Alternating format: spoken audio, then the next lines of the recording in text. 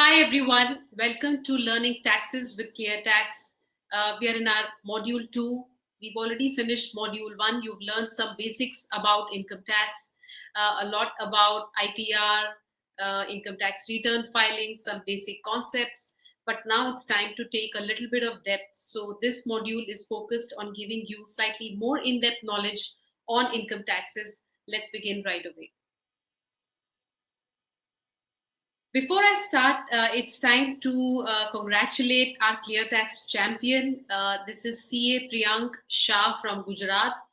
So he's our ClearTax champion, and you can also get featured here if you are helping the country become GST compliant in spite of the lockdown. We are going to feature you. Send us your entries at gstsupport@cleartax.in. So yeah, Priyank, thank you so much from ClearTax, from all of India for helping us become compliant. You're doing a great job. So kudos to you. Now moving on to our learning on taxes. Brief about the course. This is a slightly more comprehensive course. It deep dives into certain aspects of the Income Tax Act. You've done a primer, like a basics course earlier, and now it's time for you to learn a little more in depth. Whether you are just a regular taxpayer or you are somebody who's dealing with tax return filing or you are a CA, this course is going to give you a nice overview of how you should go about income taxes, how you should do your tax return filing, and some very, very important and deeper concepts about tax return filing. So let's get started. Also, I would just like to highlight that ClearTax is number one income tax return filing in India, and we have a plethora of articles. We have lots of information. We have articles. We have examples. We have graphics which can actually help you, deep dive further, and they can help firm up your concepts. You will learn a lot more with us if you go to our website. So I encourage you to search all these articles about taxes, about various topics that we're going to study here today, and it would really help you hone your skills and become a tax expert. So let's get started. Here's a brief overview about the course. We'll talk about residential status of taxpayers. We'll talk about due date of filing of income tax returns. We'll touch upon the five heads under which your income is reported: income from salary, income from a house property. It could also be a loss. You could have business income or business loss. Then you have capital gains or capital loss, and you'll have income from other sources, and then a bit about advanced taxes. So this is a broad outlay of the course. It will help you understand,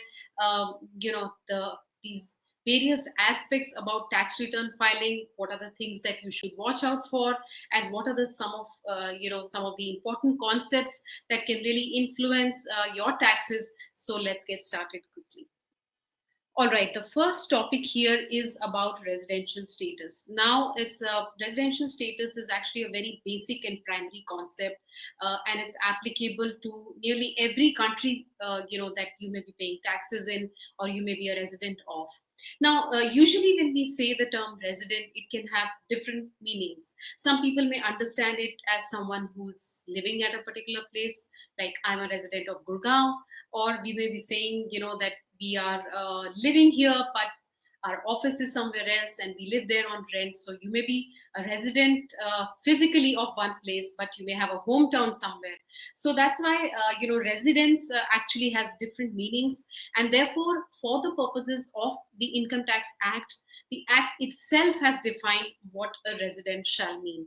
Now, remember that this is the definition as per the Income Tax Act, which will apply to tax returns, whereas a resident may also be defined in, say, by RBI or by FEMA and several other laws, which may have their own definition of who a resident really is. Right now, why is it important to understand residential status? Now, before you start to pay taxes in India or file a tax return, it's important to identify what exactly is your residential status as per the Income Tax Act, because what kind of incomes you will pay tax on is dependent upon your residential status, right? So So, before we begin on all of this, let me tell you that there are three types of residential status as per the Income Tax Act. This is somebody who is a resident, resident and ordinarily also resident, resident but not ordinarily resident, and non-resident. So broadly, three categories. Now, this is separate from your citizenship or any other kind of resident, like a hometown resident or a office, living where your office is. No, this is different. This is as per the Income Tax Act. Three types of residents, and your income will be taxed based upon what type of resident you are. So here's a snapshot of these three types of residents. The other important thing is when you're filing your tax returns, you have to check for your residential status for every financial year. So you may be resident in one financial year, but in the next year, if you've been traveling abroad, say you've gone on an assignment for work, or you've gone to take up a training, or you've gone for the purposes of education, or you've left the country and you've gone abroad, your status may change. Therefore, it's important that every year, for every financial year, you check what your residential status is. Right, so a lot more information on ClearTax website about this, but we're going to take you through some important details. Firstly, an individual may be considered a resident if they fulfill any one of these two conditions, right? So the first condition is that you must have stayed in India for a period of 182 days or more, right? So roughly 6 months, more than 6 months. If you visit India and you stay in India for more than 182 days, you shall be, that is a criteria for becoming a resident. Now, this may be a case for somebody who's a student. So if you've had a break during the financial year and your college is shut, like college is shut for a lot of universities in the US and other places because of the current lockdown situation. So a lot of people, students, who may have some income in India, or those who are, say, maybe employed outside, they may have come back. So if you spend more than 182 days in India, that is one of the conditions for becoming a resident. The other condition is that your stay in India in the past 4 financial years, immediately preceding. So if, let's say, we are testing for financial year 1920, then 4 years immediately preceding financial year 1920, you should not have spent, 365 days or more. If you spend more than 365 days, you become a resident.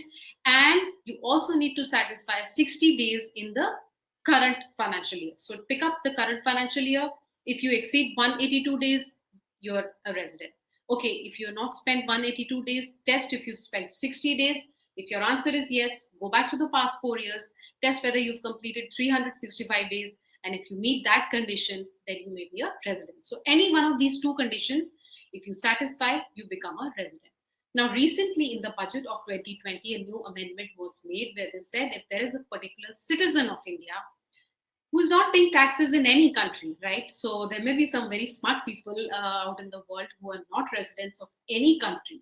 They may be spending less than 182 days in India, say about spend 50 days in India, 100 days in London, a few days in Dubai, and a few days in Singapore, and they don't become tax resident per the tax laws of any of the countries. Then the Indian government has made an amendment in the law which says that if you are a citizen of India, but you're not a tax resident of any country, then you may have to pay taxes in India, you'll become a resident in India, and you'll have to pay taxes here, right? So it only applies to those where you have business income and it exceeds rupees 15 lakhs, right? There is also another change where they've reduced the number of days for such people to 120. So if you spend more than 120 days and you fall in this category, then you shall become a resident of India. Now, if you don't satisfy these two conditions, you may become a non-resident. Now, some residents may be ordinarily resident and some residents may be not ordinarily resident. Now, that's a slightly technical term and we'll come to that later. Now, just a brief, statement of fact that Hindu undivided families, firms, or local authorities are considered resident when their control and management of their affairs is wholly situated in India. And a company is resident if it is an Indian company, which means it's incorporated as per the Companies Act of India. then it's a resident company in India, or its place of effective management, also called POEM, right? Very interesting term. POEM is in India. Now, POEM is actually a very, very wide concept. Once if you are a chartered accountant, or if you're somebody who's dealing with residential status, you're filing tax returns for people, you will understand that POEM is actually an extremely vast concept. There's a very detailed circular from CBDT on what POEM is all about. And POEM, identifying the place of effective management of a country is usually not such an easy exercise, because you may have the core people who take decisions. They may be living elsewhere. Board meetings may be conducted virtually. Especially today's times, board meetings may be happening completely virtually, and then you may have a final decision making authority sitting somewhere outside India. And there are also other criteria that they've supplied, such as what is the percentage of your workforce, what are their salaries, where the maximum salary expenditure is. And so there are several other parameters based on which the POEM of an entity is defined. So not an easy concept here. But remember that a company can be a resident or a non-resident. It's not ordinarily or not ordinarily resident. Just two categories for companies. Moving on to next, like we said, the residents can be of two types: ordinarily resident and not ordinarily resident. Now, a person will be called resident but not ordinarily resident if this is a person who has been a non-resident in India in 7 out of 10 previous years preceding the year that is under discussion. And also, if that person doesn't meet this criteria, then there's another criteria, which is that an individual who has been in India for 729 days or less in the previous 7 years, such a person will be called not ordinarily resident. Right? So quickly, every individual can be resident or non-resident.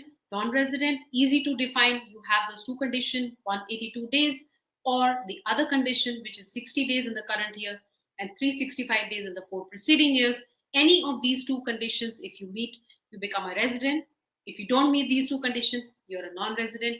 Once you meet these two conditions, then you may either be ordinarily resident or you may be not ordinarily resident. And if you're not ordinarily resident, these are the other set of conditions. Now, this is definitely slightly technical, but as you encounter these cases, you will realize that this is something that you will need to be able to identify how that person's income should be taxed. Now, a lot of people ask this question, how to sort of look at the number of days. So what you really need is your passport, and you'll have a date of stamping, date of entry, date of exit, and that's how the calculation of all of these 182 days and 729 days and 365 days and all of those calculations can be done. Therefore, you need to look at your passport. I'm so sorry. You need to look at your passport, and that's where you will find all those entries mentioned, and this is how you can identify your residential status. Now, another important topic is the due date of filing of tax returns. Now, due date of filing has a special importance because there are two consequences of not filing your returns on time. The first one, of course, is that you'll have to pay penal interest, and the other being that you may not be able to you may not be allowed to carry forward your losses to the following years. So if you have, let's say, a business loss, or if you have house property loss, it becomes very, very important that you file your tax return by the due date so that you're not devoid of the benefit of taking them forward. Now, certain losses are allowed to be carried forward, and in the future years, when you have an income, you can set off that loss. So this is a snapshot. Here we are showing you, the various due dates. But remember that this is what the tax laws say. But given the current situation, these dates may change. We don't know how that's going to play out. The government has still allowed taxpayers to make tax saving deductions, make investments for tax saving deductions up till the 30th of June. So, not really sure how these dates are going to play out. They may get extended, they may change, and we'll keep updating you on our website. So, no need to worry about that. But broadly, the idea is to tell you that usually by the 31st July of the assessment year is the year that follows the financial year. So 31st July of the assessment year is when individuals need to do their tax returns, and companies usually do their tax returns by the 30th of September. But again, may be subject to an amendment from the income tax department. All right, now coming to the 5 heads of income, the first one being income from salary. In the last module, we just talked about broadly, when you have an employer and an employee relationship, you will have income from salary. What are its basic components? Here we're looking at a pay slip. This is just an example. We are showing you what is the basic salary, what are its various components. You have house rent allowance, which is paid to you when you're living in a rented house. Is when you can claim HRA. This could be fully exempt or could be partially exempt. Very important when you're claiming HRA to ensure you have rent receipts, you have a rent agreement in place. You may also have to get the landlord's PAN if your rental payout exceeds rupees 1 lakh in the financial year. So several implications of taking house rent allowance. But if you're living in your own house, which is owned by you, then of course you can't take benefit of any house rental allowance. Here are some other allowances. You have leave travel allowance. This is allowed. Perhaps the most common question is, can I claim it when I'm traveling abroad? But this can be allowed for a trip which has been made within India. It is only for the shortest distance for that trip. Let's say if you traveled from here to Chennai and took a detour from Mumbai or somewhere else, but your final destination is Chennai, then you will only be allowed payout for the shortest route from your origin to your destination. So, and you can claim this allowance for a trip taken with your spouse and children and even parents. But the catch is that it must be done within India, and your employer may also have certain other conditions. For example, you may be required to show a couple of days of leave. Usually employers say you should show about 3 to 5 days of leave, and then only you are allowed to claim this. It is based on your actual receipts. So you may have to show boarding passes if you're going by air, or rail tickets, and such supporting documents have to be shown. But unfortunately, I'm not really sure for this particular financial year how many of us would be really able to claim this because of the current lockdown scenario, and travel may not pick up even in the latter half of this financial year. So let's see how this goes. Bonus usually paid once or twice a year. This is 100% taxable. It may be linked to certain sales targets, or could be performance ratings, and all of that. So this is usually 100% taxable. Then you have your contribution to PF. This is something that is deducted from your salary and deposited to your EPF account, and your employer makes a matching contribution. Standard deduction has been increased to rupees 50,000, so you can claim standard deduction. It's available to all those who are salaried, and even to pensioners, an important deduction there. Then you might also see a professional tax, which is a tax on employment. It's levied in a couple of states, not everywhere, and the maximum amount of professional tax that can be charged to you is rupees 2,500. So basically, these are the allowances that are commonly seen on pay slips that employees claim, or offered by employers. Now, in the current financial year, which is financial year 2021, if you opt for the new regime, you may not be able to claim any LTA or HRA benefit. Even standard deduction will not be available to you. And we have some couple of interesting, you can go to our YouTube channel. You will see we have some interesting discussions on how to choose, which of the two regimes you should choose, how should you go about it. We also have some interesting examples on our website, and I really encourage you to go through those. Now, this is a graph that shows that there is a difference between your take-home salary and your CTC, and it's quite baffling for most of us. When we get an employment letter, we see that there are certain details mentioned, but when we look at our paychecks, when we look at the amount credited to our bank account, it may not really match with the CTC. So usually, CTC may differ because CTC is something that the employer, gives to you, but it could be in various forms, right? So even if the employer is making a contribution to your PF account, that 12%, it does not get paid to you through your salary payouts, but it is something that the employer is spending on you, right? So they may include it as part of CTC. It doesn't come to you as a cash in hand. And then you will see that there are certain other aspects uh, which show a kind of a reduction. You will see that bonus may have been added at 100%, but based on ratings or sales targets, etc., you may be paid only 70 or 80% or 90%, and that's when you will see that there's a gap between your CTC and your take home salary. So take home salary you can just check from tax calculations, or you can check from pay slips that your employer provides. Usually CTC is only for offer letter purposes, where there's a broad indication of what your employer will be spending on you when you join the organization. Okay, here are some retirement benefits. Very important to look at these.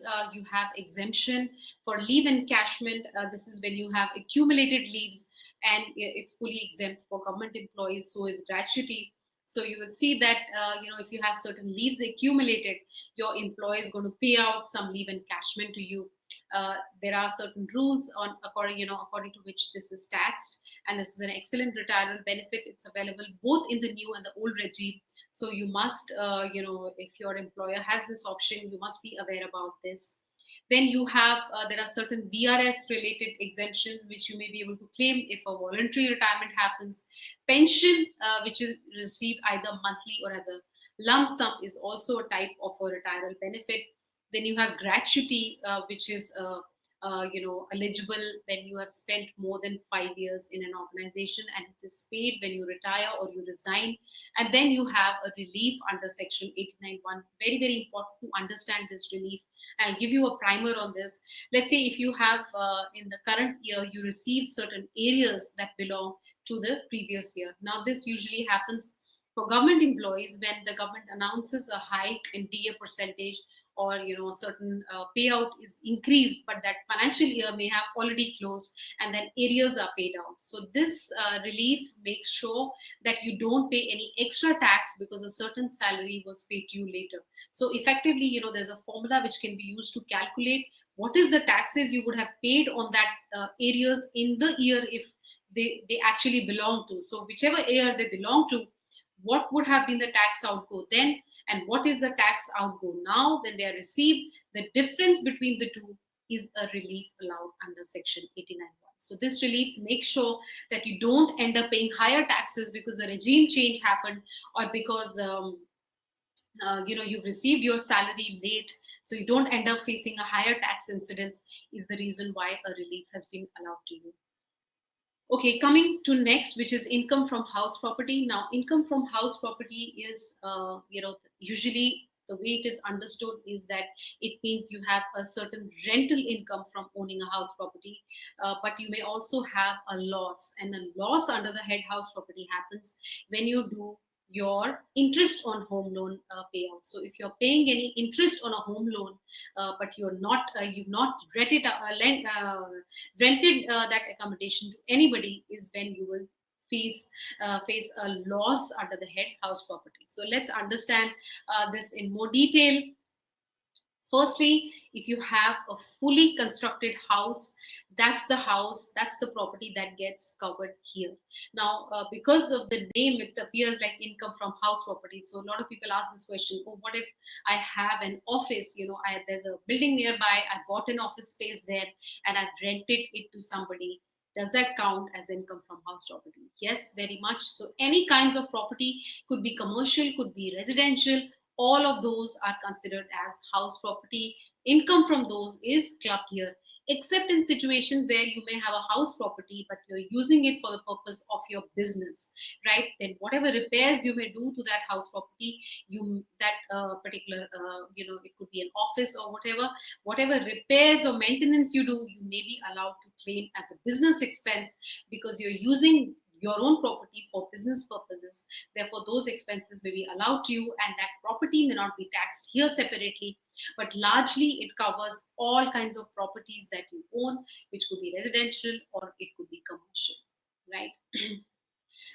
And now this one explains that if there is a property which you're using for business, its depreciation can be claimed by you while filing your tax return under the head income from business. So you can claim a benefit, you can claim an expense, which could be depreciation, which could be repairs or maintenance, and that's how it works. That's when you're using your own property for the purpose of your own business. But if you rented it out, if you've given it to somebody and you're having a rental income from a residential property or a commercial property, it will get taxed under the head income from house property.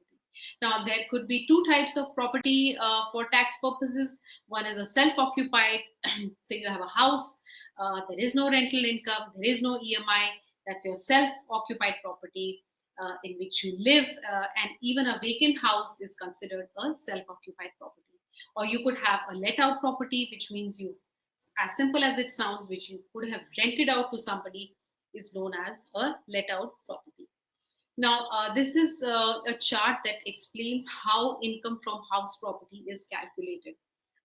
So, if you're filing your income tax return on ClearTax, you don't need to really worry about this formula because, we just auto-populate it, like we help you auto-compute, so you don't have to do these intrinsic calculations. But for understanding purposes, good to look at, what this is all about. So you have a gross annual value, which is the gross annual value in case of a let out property is the rent that you collect. So let's say if you have a house which is rented out for 20,000 rupees per month, then 2,40,000 is the gross annual value of that house property.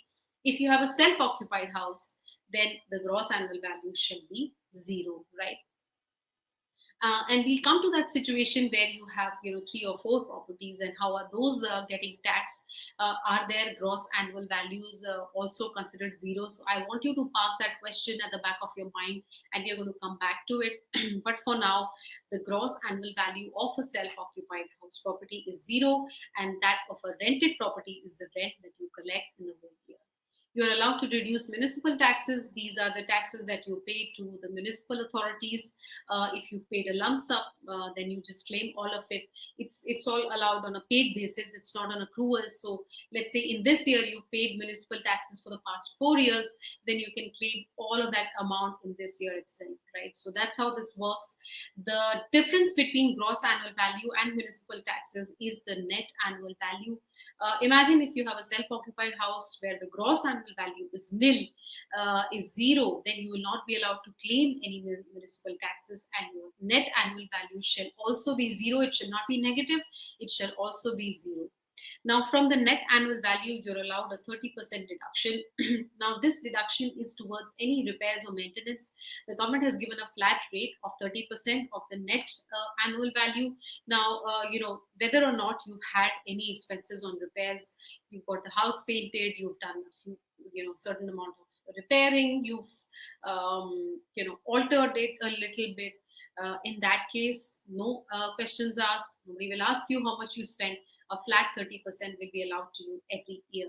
Now, remember that again, if it's a self-occupied property and you have zero net annual value, then your standard deduction is also zero. So very unfortunate if you have a self-occupied house property and you do any repairs and it's your own house, you're salaried, then you're not allowed any deductions whatsoever. If you have an interest payout on a home loan, is what you can claim. You can see it in the 5th line here, interest on home loan, and you should be allowed to claim it. This is also allowed when your NAV is zero. When you have a self-occupied house property, you can still claim interest on home loan, and it's exactly 2 lakh rupees per annum, not more than that. Its maximum limit is rupees 2 lakhs, and that's what you can claim in one financial year. Now, some people may also have a pre-construction interest, which means that they have a certain property, which before the construction was completed, they were making payments for interest.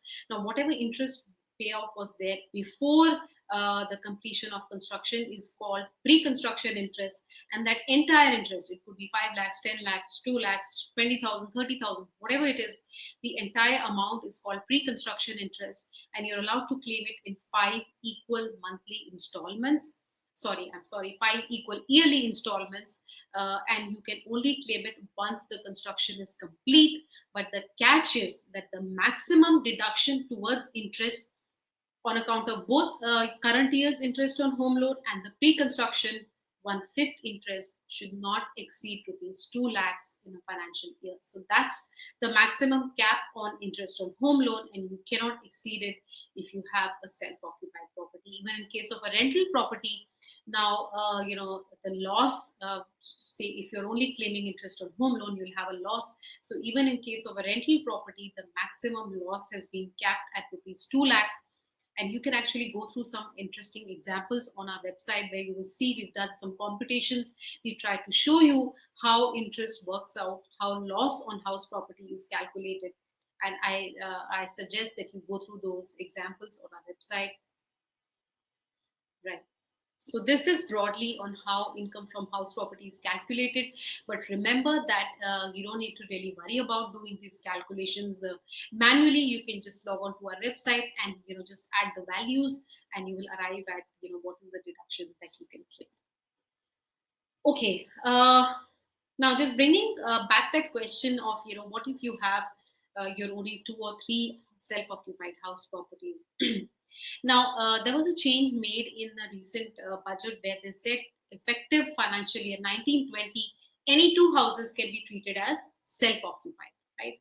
If you have 2 houses that both, and neither of them is in reality rented out. So it should not be rented out in reality, because if it is, then it's a rental property. But let's say you live in Bangalore and you have a house in Delhi, and the house in Delhi is lying vacant, and you live in the house which is in Bangalore, and both are owned by you, then you don't pay any tax on any house property that you own. Let's say if you have your Delhi property is rented out and you live in your own property in Bangalore. So you own 2 properties. The one in Delhi is rented out. The one in Bangalore, you live in it. Whatever rental income that you may have from the Delhi property will get taxed. It will have a gross annual value. You'll be allowed to claim municipal taxes. You'll be allowed to claim some standard deduction, and whatever is the net balance is what you're going to pay tax on. But if 2 houses are self-occupied or vacant, then you don't pay any taxes. Now let's assume a situation where you have 3 house properties which are all self-occupied or they are vacant, which means you have a house in Delhi which is lying vacant, you have a house in Bangalore in which you live, and you have another house in Bhopal where it's also locked up, it's vacant, you're not using it.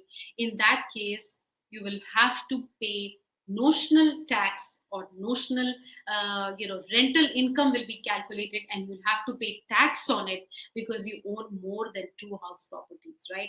So you'll be given that choice. Even though you live in the Bangalore property, you will be given that choice as to which of the house properties you want to consider or you want to assume as being rented out, even though you live in the Bangalore property. But if it has the least rental income, then you may want to choose that one as a deemed to be let out property. So you'll be given that choice. Then you can assess which of the 3 properties, Delhi, Bhopal, or Bangalore, is the one that you would want to assume to be let out, because you're not allowed to own more than 2 self-occupied house properties, and you'll have to pay tax on the notional rent that you would have earned had one of these been let out. The choice is completely yours. You can decide which of the 2 house properties you want to take as self-occupied, and third one will have to be taken as assumed to be rented out. Now, there are several tax benefits we already discussed. You can claim a maximum of rupees 2 lakhs against interest on home loan. If it is rented, then the maximum set off you can do is rupees 2 lakhs. And if you have any losses, any further losses beyond 2 lakhs, in case of a rented property, then you're allowed both kind of rented or self-occupied house property. You can carry it forward for 8 years. But in the coming 8 years, you can only knock it off from house property income. Right? I'll say that again. Say you have a loss in this year from house property. You have a rented property and you have a loss from it.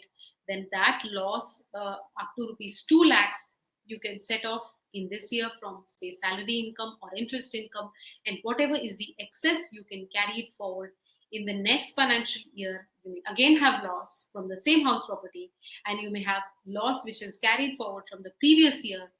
Now, the loss which has been carried forward from the previous year can only be set off from a house property income, right? So that's what you need to be careful about.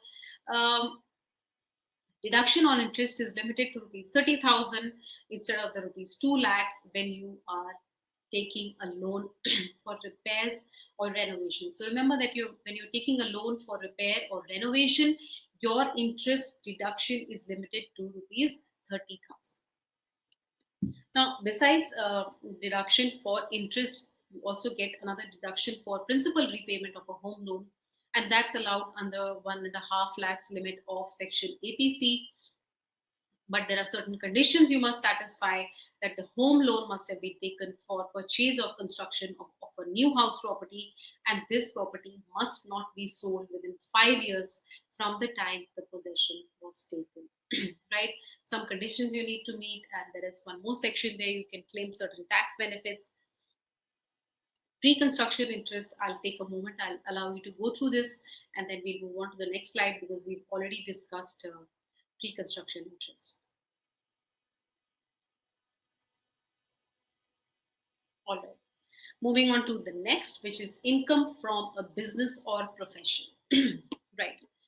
So, business income is the income which is earned by performing any business. Yes, any kind of trading activity. You have a retail outlet, you have a manufacturing, or it could be your professional income which you have earned because you're a doctor or you're an architect, or you're a designer, you run a boutique, or you run a services business. You're running from home, you are doing coding. So all of that kind of income is taxed under the head income from a business or profession, right? And then you may have you may be paying salaries, and you may be paying other expenses, and we'll come to how those expenses are treated. But remember that if you're doing trading in shares, so if you have um, frequent trades on equity shares on the stock market, then that may also get classified as a business income. Now, there are certain advantages. You may have heard people talk about, oh, it's better to be freelancing than to be tied to a job.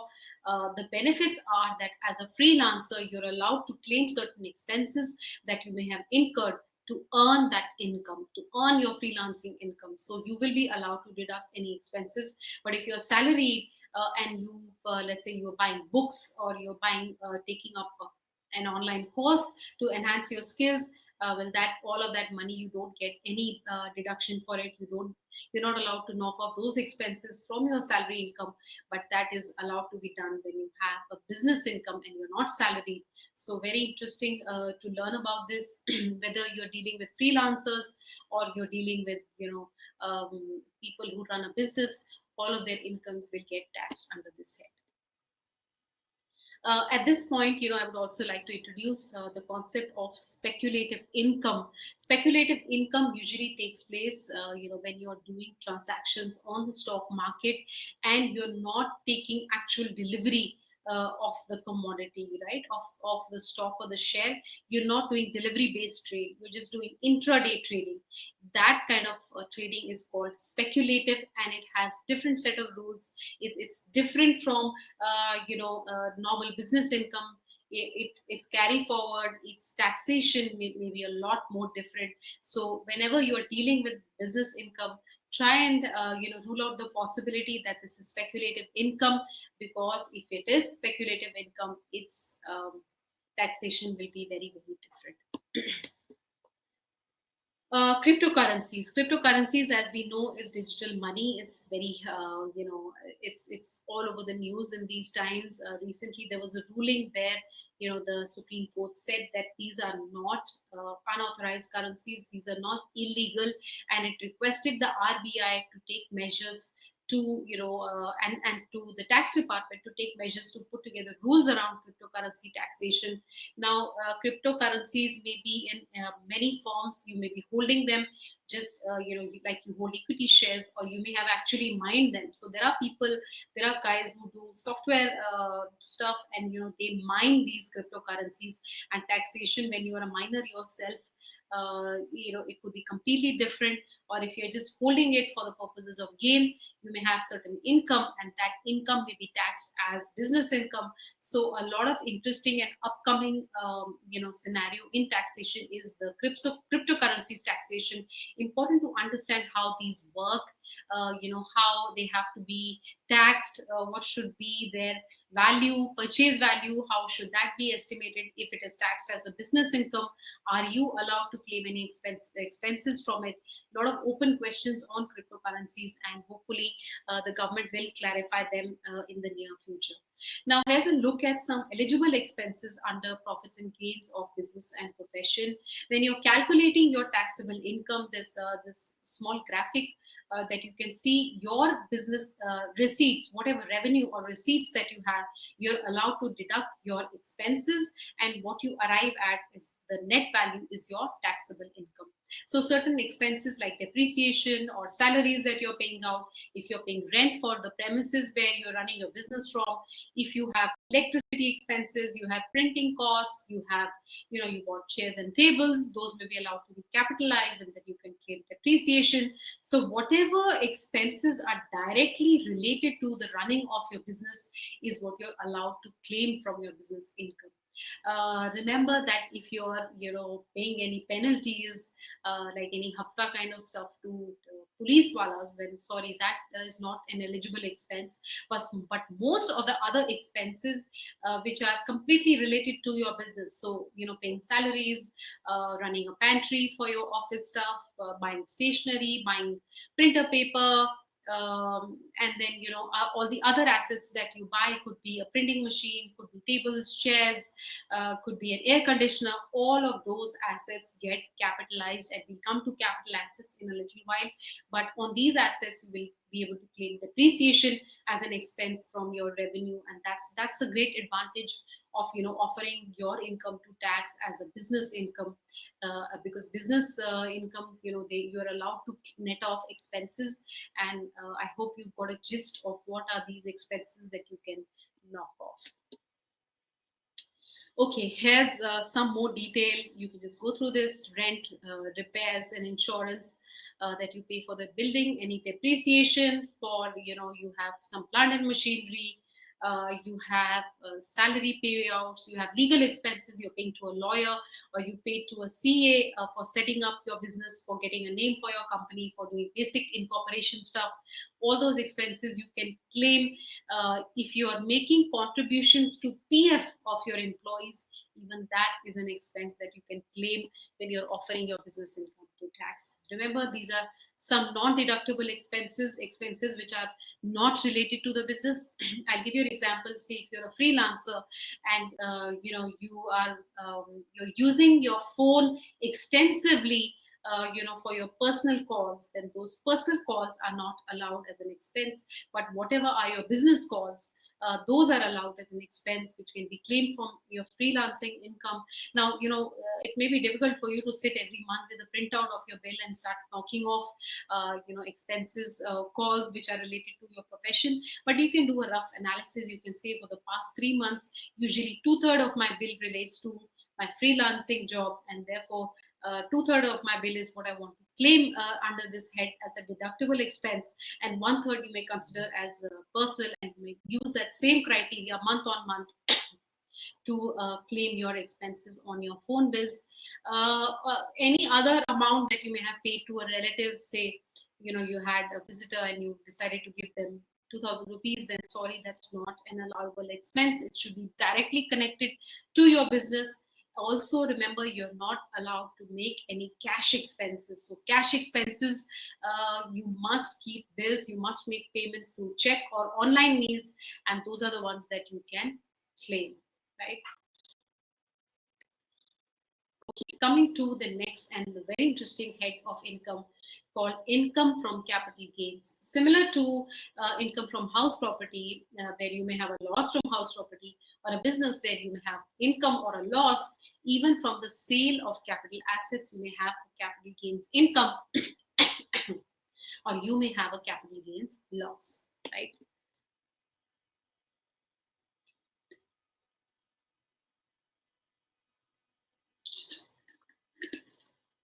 Okay. What is exactly a capital gain? Now, a capital gain is an income or a profit that you have from sale of a capital asset, right? Capital gains arise when you sell an asset for a price higher than what you had purchased it for. And we'll come to this concept a little more in the next few slides. But keep this in your mind that you have capital gains when you're selling a capital asset for a price higher than its purchase price. If you are selling it for lower, then you have a capital loss. Tax on capital gains has to be paid when the actual transfer of the asset takes place. Now, let's say you decide to sell a particular house property, but you still haven't received a full payout. You have certain payments which are pending, which will only come to you in the following year, but you have to pay tax on all your gains in the year in which you have sold the property. So, very important thing to keep in mind. Remember, in India, you don't pay any capital gains tax when you have an inheritance, right? So we will get to this in depth, because you need to fully understand what a capital asset is to really appreciate how capital gains are treated. So therefore, just for now, just understand that there are certain things called capital assets. When you sell them, you have capital gains. You may have a capital gain or a capital loss, and there is a mechanism of how this is calculated, and we understand everything in detail. Now, what is a capital asset? Capital asset could be a house property, could be land, building, equity shares. You may have mutual funds, jewelry, even paintings. So, if you have high value paintings, those are all capital assets. If you have, if you have, like, say, some precious stones kept away, those are also capital assets, right? So this is broadly what a capital asset is.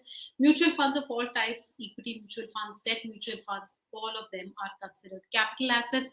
Even though you may only hold them for 6 months or 1 year or whatever, it is still a capital asset. Now, let's say if you have jewelry which has been inherited by you, passed down from generations, then you don't pay any tax on it because you've not really sold it. A sale transaction has not happened.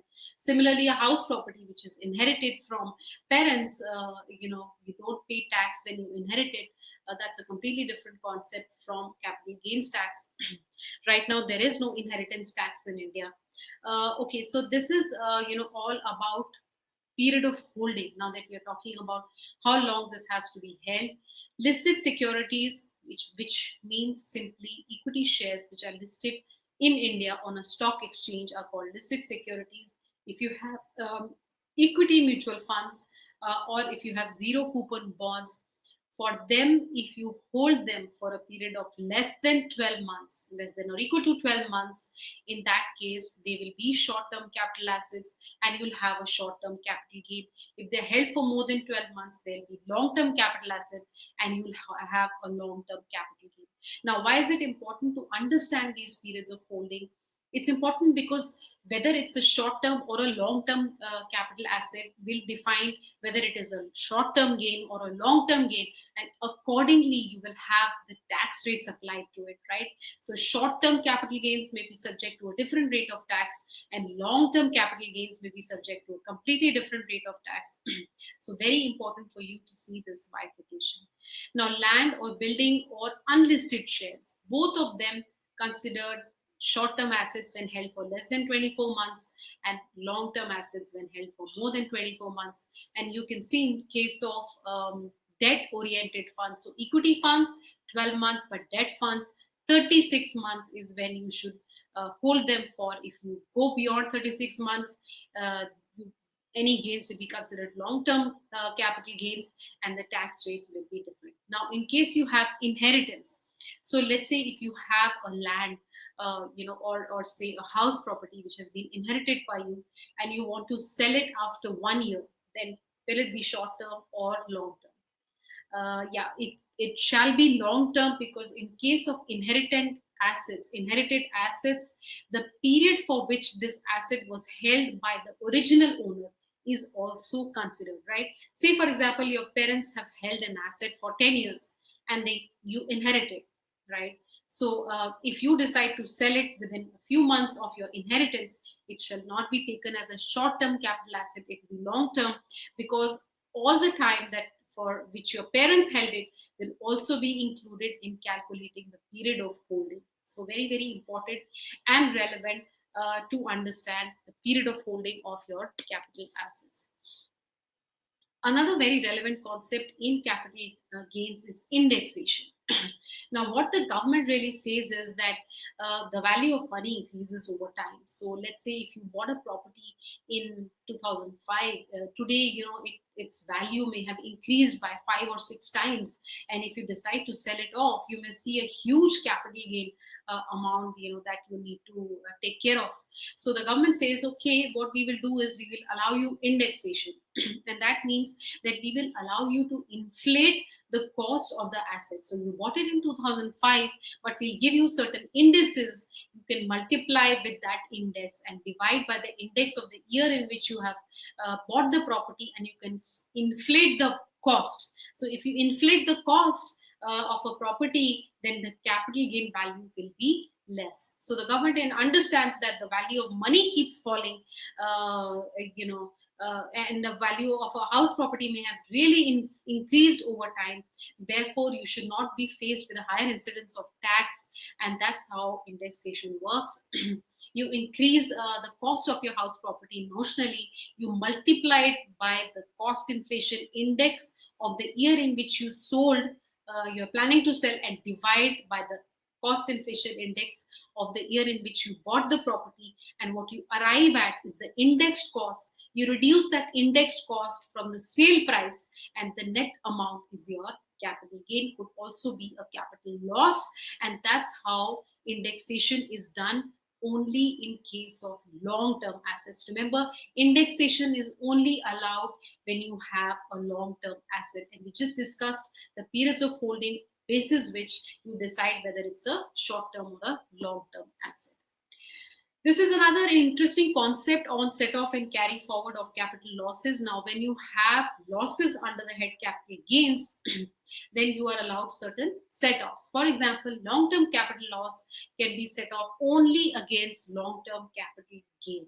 So, let's say you sold certain equity shares and you had some loss.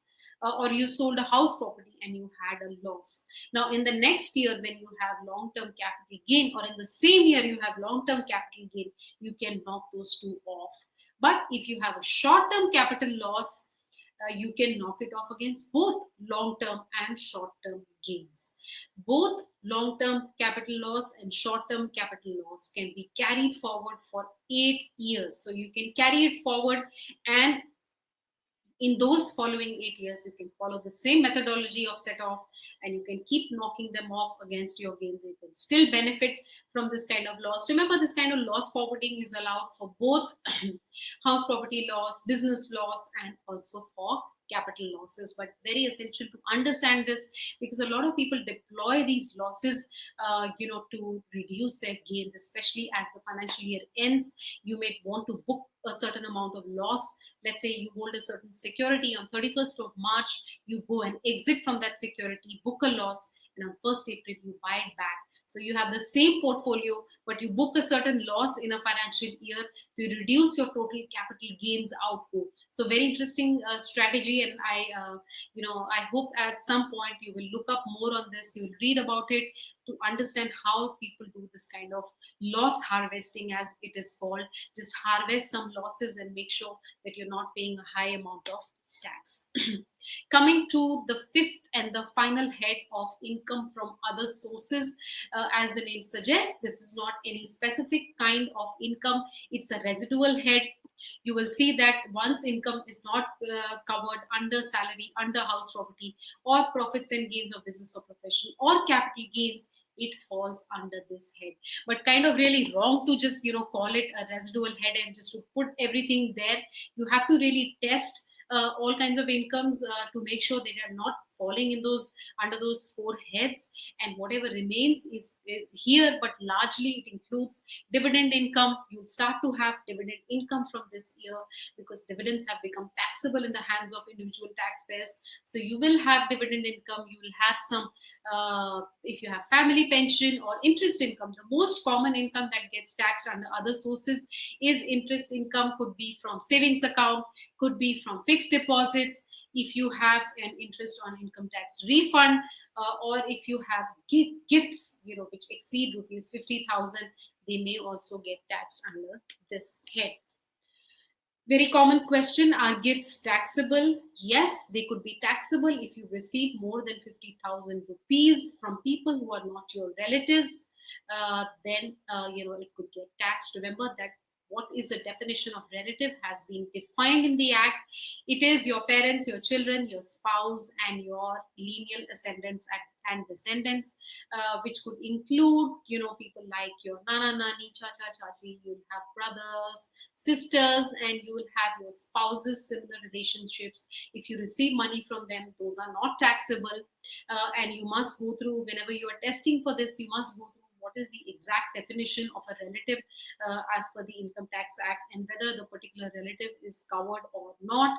Then, if you receive any money on the occasion of your marriage or under a will or on the death of the person who's paying to you, then there is no tax. It could be a gift on marriage, but wedding gifts, fortunately, are not taxable.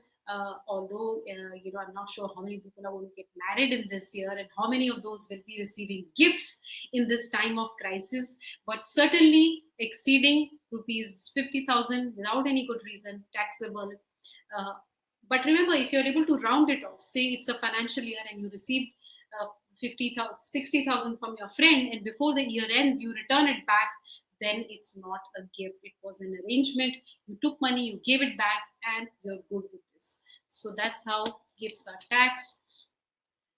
Here are some deductions you can claim from family pension. If you're receiving any family pension, then you can claim one third of such income, or rupees 15,000, whichever is less, is allowed to be claimed as a deduction. No other expenses can be claimed. Now, coming to the last and final topic, which is advance taxes. Advance taxes, let me just give you a brief overview.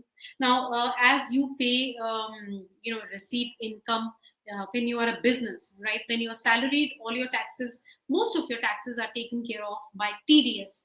But when you are running a business or you are a freelancer, then you may not face TDS.